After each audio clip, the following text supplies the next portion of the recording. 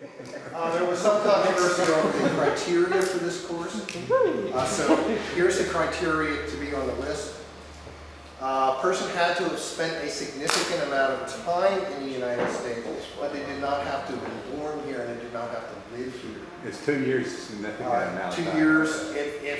If you were here for 2 years and you had a significant impact, yes, that would have been longer. So an example would be John Darby. He did several speaking tours of the United States, and he is on the list even though he is English to the core. The Wesleys are not on the list, even though they spent 2 years in the United States, because they had no impact here above and beyond what they did down in So there's a number of people on the list who are not native-born Americans, like Mother Ann Lee or George Whitfield, but they had an impact on the United States. The selection criteria was primarily focused on what impact they had on Protestantism, but in some cases the impact was much greater. William Penn, Roger Williams, for example, helped establish the idea of separation of church and state. So number 25, so we're counting down to number 1. Number 25 is my wife's favorite person on the list, is the Mother Ann Lee, who is the founder of the Shakers. And there have been several denominations that were founded in the United States. Mother Ann Lee is one of those. She essentially founded the Shakers.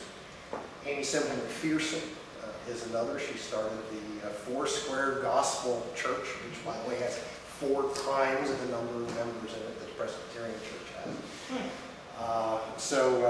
And then of course Phoebe Palmer started the Holiness Movement, which begat the Pentecostal movement. Carl McIntyre is kind of a fun one. We'll probably get to him. He was a Presbyterian minister back in the 30s who was horrified by how liberal the Presbyterian Church was becoming, and he started fighting back. And eventually he pulled out of the Presbyterian Church, started his own denomination, started a radio station, started a newspaper, built some councils of his own to compete like with the World Council of Churches. So I included him because of the close analogy with what we're going through at the moment. Chuck Colson, number 23, in there primarily because he's the founder of the Prison Fellowship Ministry. But also it's kind of fun because we get to talk about Watergate. And So he was Nixon's guy, right? He was Nixon's chief of staff, I guess, essentially. James Dobson, number 22, founder of the Focus on the Family. I think it was in 2004 that Slate magazine announced that he was the most influential Protestant pastor in the United States. So I know some people have said that's Rick Warren, etc., but he is one of those who has been referred to as that.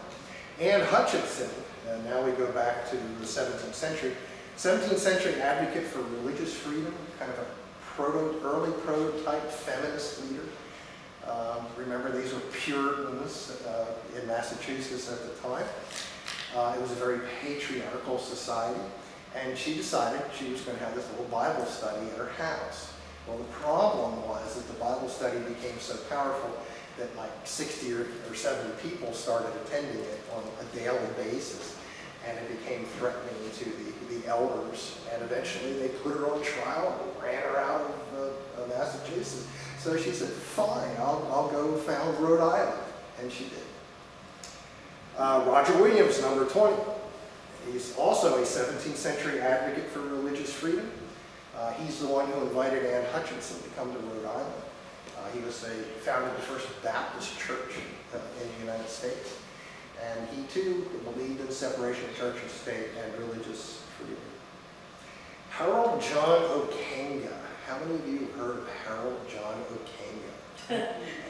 Shows how effective I've been because I've actually talked about it in our Sunday school class. I think I've heard it in good bits.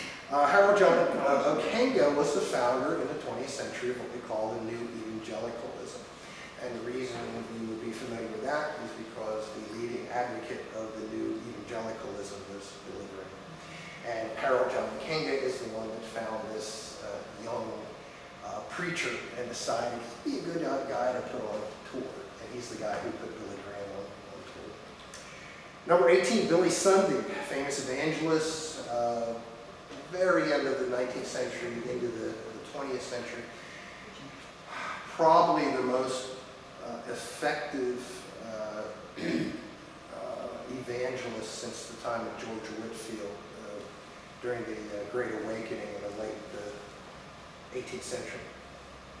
Charles Finney, number 17, famous evangelist, Presbyterian minister, but he had this idea that you could lead a sinless life after baptism, a concept that John Calvin is still whirling dervishly in his grave to have a Presbyterian minister come forward with that. But Finney was a very popular evangelist. If you ever heard of the anxious seat, he's the one that came up with that, where people who were particularly anxious for their salvation had a special bench when he would preach, and people would come up and they'd sit the anxious bench.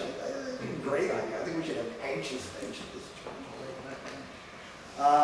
Cotton Mather is certainly one of my personal favorite ones.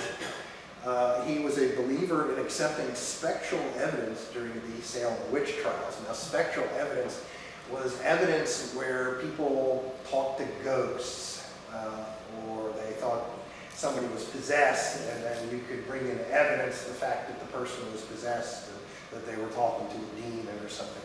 And he didn't cause the Salem witch trials, but he was a very big supporter of them. He was one of the chroniclers of them. He did not serve as a judge, but he was present at several of the executions, cheering them on. And he's probably the greatest expert on witchcraft during that period in United States history. And he wrote 2 books, so you could decide he was a witch if you look for certain signs. So I think we can all thank him for that. As I say in the book, which is only $10 and feel free to buy one, as I say in the book, unfortunately for the Puritans in the United States, he's kind of everybody's model for what the Puritans were all about, you know, the guy who burned witches.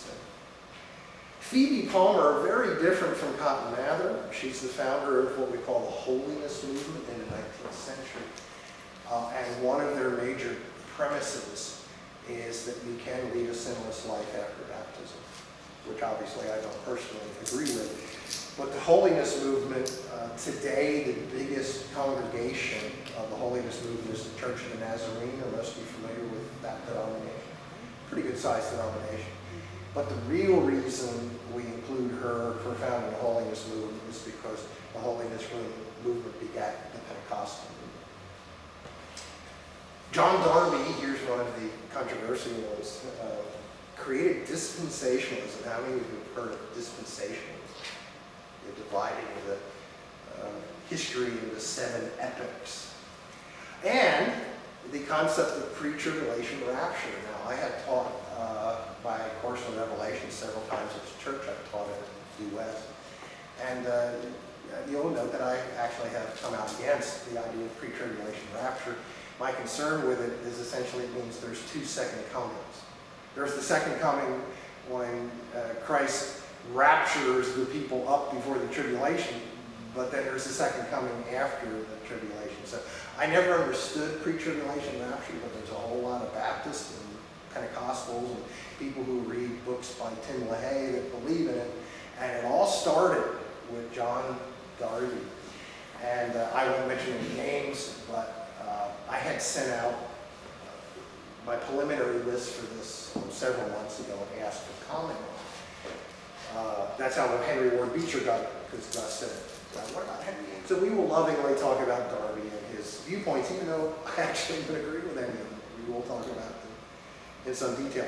Dwight Moody, how many of you have heard of Dwight Moody or the Moody Bible Institute? Quite a few of you have. Famous evangelist in the 19th century. He teamed up with Ira Sankey. Ira Sankey did the music, and Dwight Moody did the preaching, and they traveled all over the U.S., they traveled all over England, they traveled all over Scotland. Very similar to in the 20th century when Billy Graham Crusade traveled, we had George Shea as his song leader and soloist.